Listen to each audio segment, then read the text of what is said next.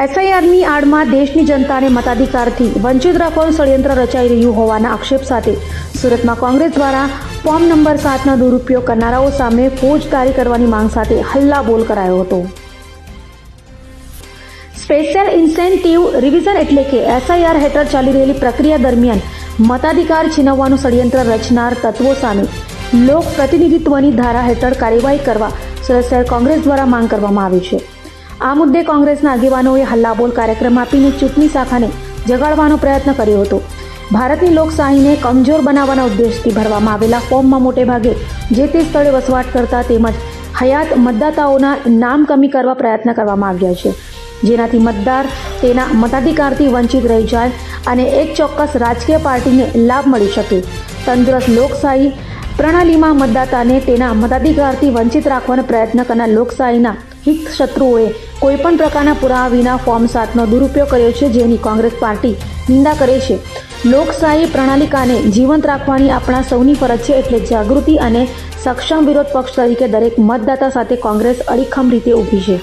આવા ફોર્મ ભરનાર તમામ વિરુદ્ધ લોક પ્રતિનિધિત્વ અધિનિયમ 1950ની કલમ 31 હેઠળ કાર્યવાહી કરવામાં આવે, જેમાં ખોટું નિવેદન આપનારને 1 વર્ષ સુધીની જેલની સજાની જોગવાઈ છે, જેથી કોંગ્રેસ દ્વારા થયેલી માંગણીનો ત્વરિત અમલ કરીને યોગ્ય દાખલો બેસાડવામાં આવે, જેનાથી ભવિષ્યમાં આ પ્રકારની ચેષ્ટા ન થઈ શકે અને ભારતની લોકશાહી સતત ધબકતી રહે।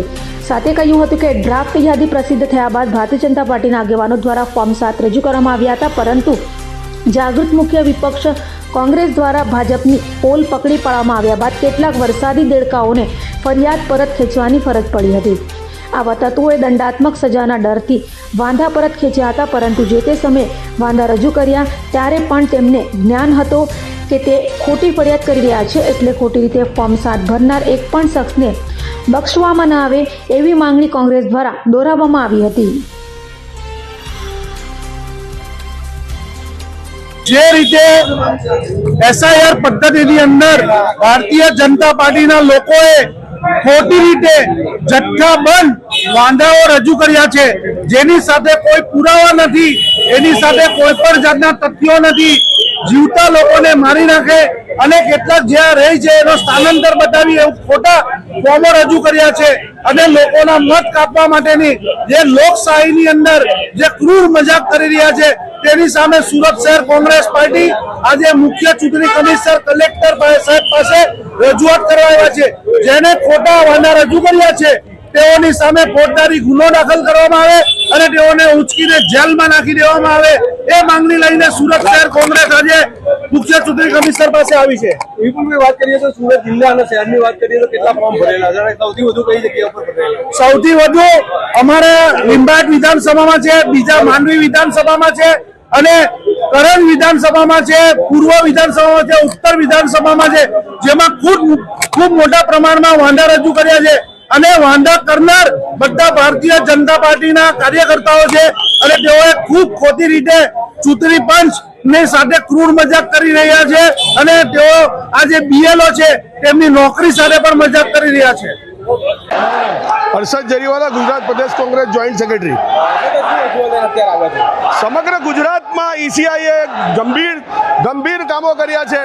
સતત બીએલઓ, સેક્ટર, ઈઆરઓ અને એઆરઓએ રાત દિવસ 16 મહિના મહેનત કરીને જે સંખ્યા નક્કી કરેલી એની સામે શરૂઆતમાં 14 લાખ લોકોના અરજી લેવામાં આવ્યા, એના પછી 12 લાખ લોકોના લેવામાં આવ્યા, એના પછી 9 લાખનો ડેટા થયો અને છેલ્લે 1,89,000 વાંધા અરજી આ લોકો મૂકી છે। એટલે ઈસીઆઈએ પોતે પણ ભરોસો નથી કે રિયલ ફેક્ટ શું છે। જેમ ભારતીય જનતા પાર્ટીના એમએલએ, કોર્પોરેટર અને એના કાર્યકર્તાઓ ઇશારો કરે છે એ હિસાબે લોકો આંકડામાં વધઘટ કરે છે। એ સતત સમગ્ર ગુજરાતમાં જુઓ તો એક વ્યક્તિના નામે 20 વોટર આઈડી કાર્ડ વડોદરામાં મળી આવ્યા છે। સાવરકુંડલા અને કોડીનારમાં 450, 500 લોકોને વોટર આઈડીમાંથી કાઢવાની સતત પ્રયત્ન થયો છે અને માઇનોરિટી અને કોંગ્રેસ કમિટેડ વોટને આ લોકોએ ટાર્ગેટ કરીને વારંવાર એ લોકોને નામ ફોર્મ નંબર 7 ભરીને એક ખોટી રીતે લોકોને હેરાન કરી રહ્યા છે। આ જો હેરાનગતિ દૂર નહીં થશે અને જે વાંધા લેનાર કરનારો સામે એક્શન નહીં લેવામાં આવે તો અમે એક જલદ આંદોલન કરશું અને આ લોકો સામે રાષ્ટ્રદ્રોહનો કાયદો, રાષ્ટ્રદ્રોહની અરજી કરશું. જિલ્લામાં કેટલા ફોર્મ ભરાયા? સુરત શહેર અને જિલ્લામાં 1,16,000 ફોર્મ ભરાયા. એમાં દરેક 16 વિધાનસભામાંથી પૂર્વ વિધાનસભામાં 5400 જેવા મતદારો, જેમાં 90% માઇનોરિટી છે. પશ્ચિમ વિધાનસભામાં 90% માઇનોરિટી છે. ઉત્તર વિધાનસભામાં 86% માઇનોરિટી છે. એટલે માઇનોરિટી અને કોંગ્રેસ કમિટેડ વોટરને ટાર્ગેટ કરવામાં આવ્યું છે. આ લોકોને આવી રીતે જો ચૂંટણી લડવી હોય તો ચૂંટણીનો બહિષ્કાર કરે અને જો રિયલી ચૂંટણી લડવું હોય તો જે લોકો સાચા મતદારો છે એ લોકોને વોટર આઈડી કાર્ડમાંથી કાઢવાનો પ્રયત્ન નહીં કરે.